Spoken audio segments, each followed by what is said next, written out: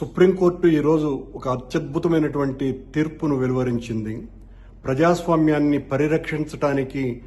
నడుం బిగించినట్టుగా ఆంధ్రప్రదేశ్ రాష్ట్రంలో పత్రికా స్వేచ్ఛను పూర్తిగా సర్వనాశనం చేస్తున్న ప్రభుత్వానికి ఒక పెద్ద చెంపదెబ్బలాగా ఆ తీర్పు కనపడుతోంది. డిబేట్ను నిర్వహిస్తున్నటువంటి విశ్లేషకుడి మీద ఎస్సీ ఎస్టీ కేసు బనాయించి ఆయన భౌతికంగా ఆయన్ను నిర్బంధించి వైఎస్ఆర్ కాంగ్రెస్ పార్టీ మీద పెద్ద ఎత్తున నిందారోపణలు మోపి సాక్షి కార్యాలయాల మీద రౌడీలతో దాడులు చేయించి ఒక రౌడీ మూక సామ్రాజ్యం ఆంధ్రప్రదేశ్లో కొనసాగుతోంది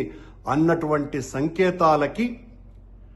ఈ రోజున సుప్రీంకోర్టు ఇచ్చినటువంటి తీర్పు కొమ్మినేని శ్రీనివాసరావు గారి యొక్క అరెస్టు అక్రమమని, కొమ్మినేని శ్రీనివాసరావు గారిని వెంటనే విడుదల చేయాలని,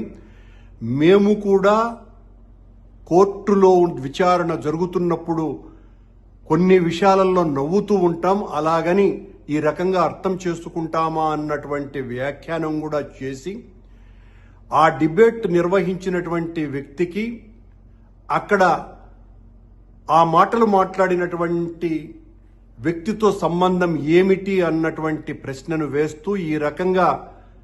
ఆయనను అరెస్టు చేయటం అక్రమమని చాలా స్పష్టమైనటువంటి తీర్పు ఇచ్చి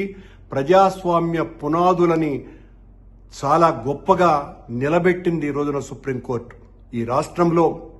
చంద్రబాబు ప్రభుత్వం అధికారంలోకి వచ్చినప్పటి నుంచి వైఎస్ జగన్మోహన్ రెడ్డి గారిని బలహీనపరచటానికి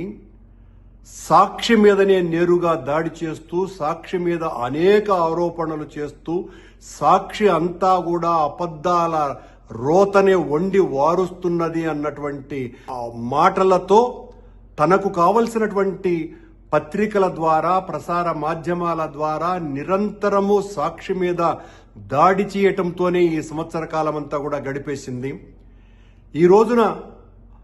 ఆ కొమ్మినేని శ్రీనివాసరావు గారు విశ్లేషకుడుగా ఉన్నటువంటి సందర్భంలో కృష్ణంరాజు అన్నటువంటి జర్నలిస్టు మాట్లాడినటువంటి మాటలతో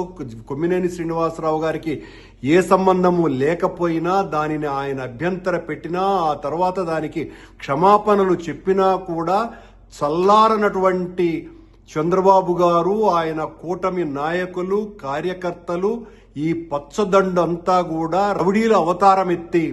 సాక్షి కార్యాలయాల మీద రాళ్లతోనూ చెప్పులతో